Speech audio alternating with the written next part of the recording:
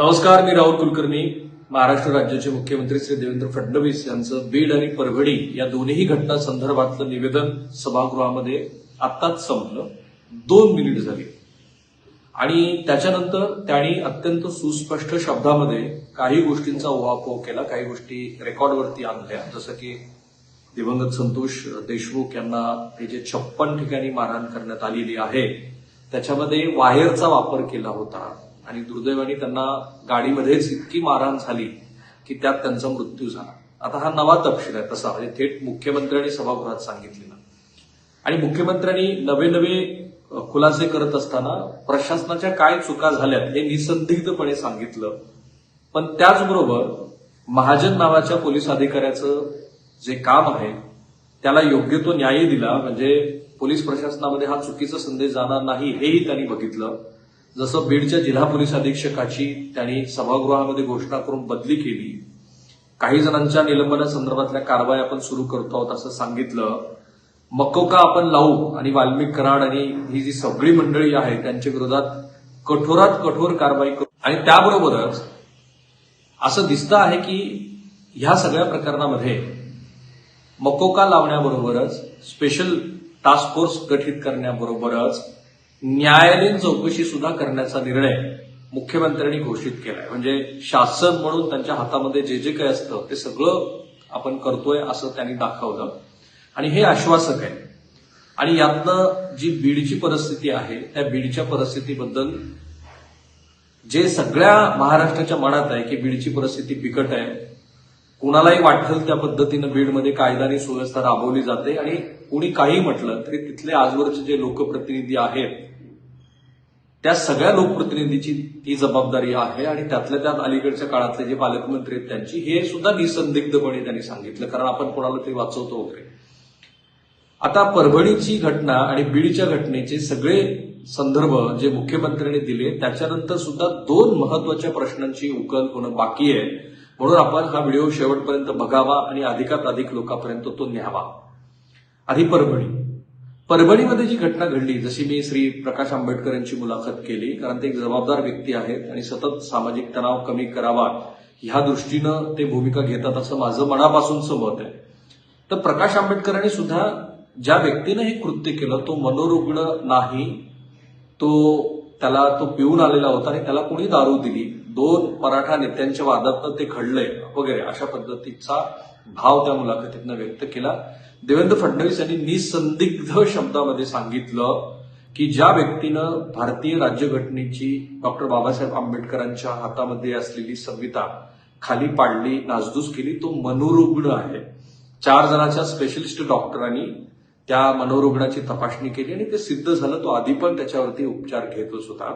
आणि मग सगळा घटनाक्रम सांगत असताना देवेंद्र फडणवीस यांनी एक महत्वाचं वाक्य वापरलं आणि ते म्हणजे महाराष्ट्रामध्ये जातीय तणाव निर्माण करण्याचा प्रयत्न सुरू आहे आणि त्या प्रयत्नाला काही लोक खतपाणी घालतायत वगैरे. आपल्याला साधारणपणे याच्यातनं एक राजकीय भाष्य त्यांनी केलं आहे असं लक्षात येत आहे. परंतु घडलेली घटना परभणीतली जी आहे त्याच्यानंतर ज्या संघटनांनी या संदर्भामध्ये आंदोलन पुकारलं होतं त्यांनी सुद्धा जबाबदारीनं वर्तन केलं, पोलीस प्रशासनाने सुद्धा जबाबदारीनं वर्तन केलं. परंतु काही लोकांनी हातामध्ये दगड घेऊन बंद असलेली दुकानं फोडली आणि म्हणून याच्या आहे ज्यांना अटक केलेली आहे त्यांना अटक करणं का गरजेचं होतं ह्याबद्दल सविस्तर विवेचन त्यांनी केलं.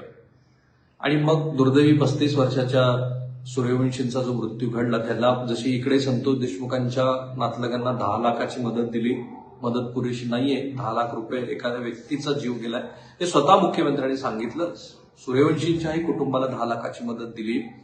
पण तो जो घटनाक्रम मुख्यमंत्र्यांनी सांगितला म्हणजे परभणीत काय घडलं हे आता स्पष्ट झालं की हे एका मनोरुग्णानं केलेलं होतं. त्याच्यानंतर काही आंदोलनामध्ये अशा गोष्टी घुसल्या की ज्यांनी तिथे जातीय तणाव वाढवण्याचा प्रयत्न केला आणि त्यांना आम्ही निसंदिग्धपणे शासन करू अशी भूमिका मुख्यमंत्र्यांनी घेतलेली आहे. पण एका प्रश्नाचं उत्तर मुख्यमंत्र्यांच्या ह्या निवेदनात मिळालेलं नाही, ते म्हणजे संतोष सूर्यवंशींचा मृत्यू नेमका कसा घडला. ते असं म्हणतात की मॅजिस्ट्रेट समोर त्यांना जेव्हा विचारलं की तुम्हाला पोलिसांनी मारहाण केली का, तेव्हा ते 2 वेळेला नाही म्हणाले. मला सांगा, महाराष्ट्रामध्ये असं कोणी आरोपी जो पोलिसांच्या कोठडीमध्ये आहे तो न्यायाधीशांच्या भलेही समोर उभा असेल, तो सराईत गुन्हेगार नसेल, तर तो कसा सांगेल की त्याला पोलीस मारहाण करतायत असं दिसतंय? कारण प्रकाश आंबेडकरांनी जो पोस्टमॉर्टम रिपोर्ट पोस्ट केला त्याच्यात दिसतं आहे की मारहाणीमुळे मृत्यू झालेला आहे. आता तुम्ही न्यायाधीशाच्याच भलेही समोर आहात, मॅजिस्ट्रेटच्या समोर आहात. दुर्दैवाने न्याय व्यवस्था आणि पोलीस व्यवस्था ही सुद्धा अनेक वेळेला एकमेकांच्या हातात हात घालून चालते आहे हे दिसतं, आणि नको त्या कारणासाठी चालते आहे हेही अनेक वेळेला दिसतं. अर्थात सन्मानी अपवाद असतातच, पण न्यायाधीशाच्या समोर मयत सूर्यवंशींनी सांगितलं की मला मारहाण झालेली नाही, हा काही याच्या मागचा प्रश्नाची उकल झाली असं म्हणता येणार. कारण नंतर जो मृत्यू झाला तो मृत्यू न्यायालयीन कोठडीमध्ये झाला, जेलमध्ये झाला असं ते म्हणतात, आणि मग त्यांना एक आजार होता तो त्यांनी विश्लेषण केला. पण त्या आजारामुळं त्याचा मृत्यू व्हावा असं काही नाहीये. आणि ह्या सगळ्या प्रक्रियेमध्ये कोणी मारहाण केली की ज्या कारणामुळं हे घडलं याबद्दल कुठल्याही प्रश्नाचं उत्तर मुख्यमंत्र्यांच्या निवेदनात मिळालं नाही. परभणीचा भाग सांगतो.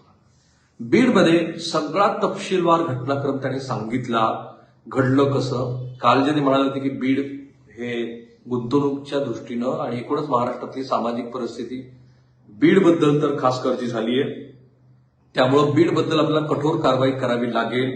मकोका लावू, आम्ही साखळी पद्धतीनं गुन्हेगारांना धडा शिकू वगैरे ते म्हणाले. हे फार आश्वासक आहे.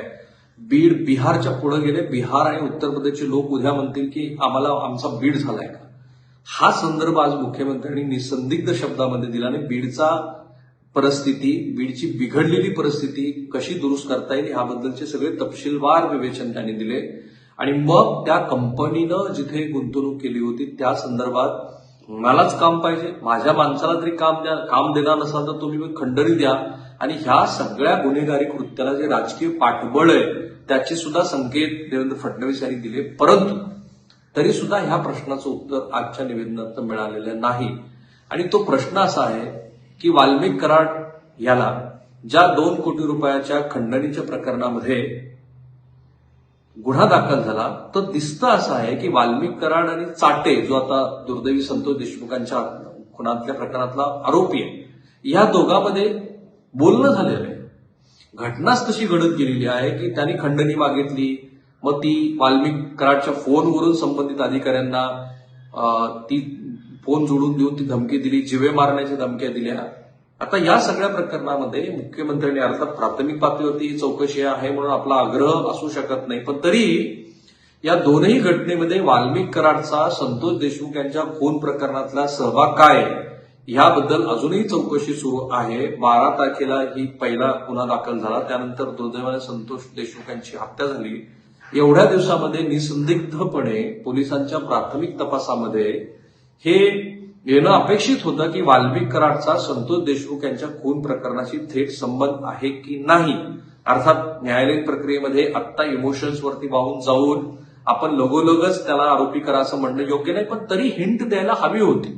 मुख्यमंत्र्यांनी एवढं सांगितलं की आम्ही याची चौकशी करू, ह्याबद्दल जे गुन्हेगार आहेत त्यांना कठोरात कठोर कारवाई करून, हे आश्वासक आहे. बीडच्या दृष्टीनं आश्वासक आहे, संतोष देशमुखच्या कुटुंबाला न्याय मिळण्याच्या दृष्टीनं आश्वासक आहे. येत्या 3 ते 6 महिन्यामध्ये, कारण फडणवीसांनी सांगितलं की न्यायालयीन चौकशी, दोन्ही प्रकरणांची न्यायालयीन चौकशी होणार आहे.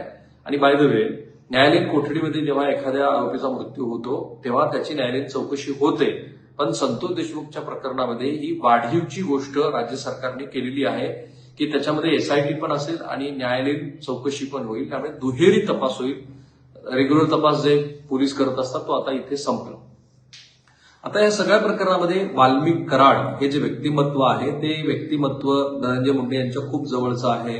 धनंजय मुंडे हे यांनी कधीही ते लपवून ठेवलं नाही. बरं, धनंजय मुंडेंचा संदर्भ का द्यावा? त्याच्याबरोबर देवेंद्र फडणवीसांनी स्वतः सांगितलं की हा व्यक्ती, याचे फोटो सगळ्या बरोबर आहेत. म्हणजे जो व्यक्ती राजकीय दृष्ट्या इतका इन्फ्लुएन्स्ड आहे तो व्यक्ती त्याच्या ह्या राजकीय पाठबळामुळेच सभागृहाचं नागपुरातलं अधिवेशन संपेपर्यंत सुद्धा अटक होऊ शकला नाही, या प्रश्नाचं उत्तर देवेंद्र फडणवीस यांनी दिलं नाही. म्हणजे याच कारणामुळे तो अटक झाला नाही का?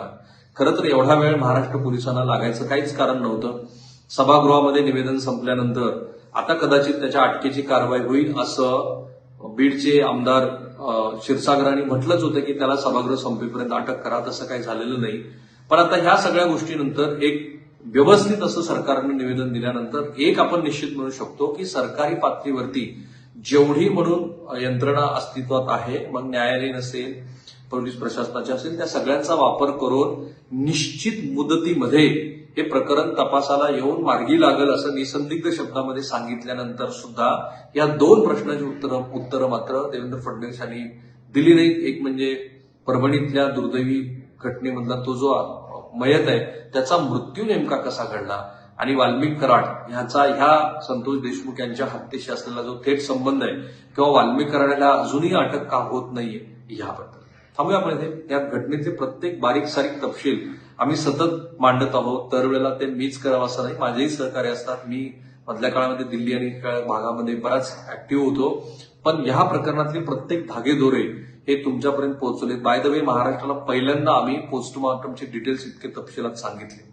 आणि तेच खरे होते हे आज सभागृहामध्ये आलं. जसं संतोष देशमुख यांचे डोळे लायटरने जाळलेले नाहीत तेव्हा त्यांच्या गुप्तांगावरती काही इजा करण्यात आलेली नाही. थांबूया आपण इथे. अजूनही ह्या घटनेचे सगळे पडसाद उमटणारच आहेत आणि तेही आम्ही तुम्हाला तपशीलवार सांगू. थांबूया आपण इथे. धन्यवाद.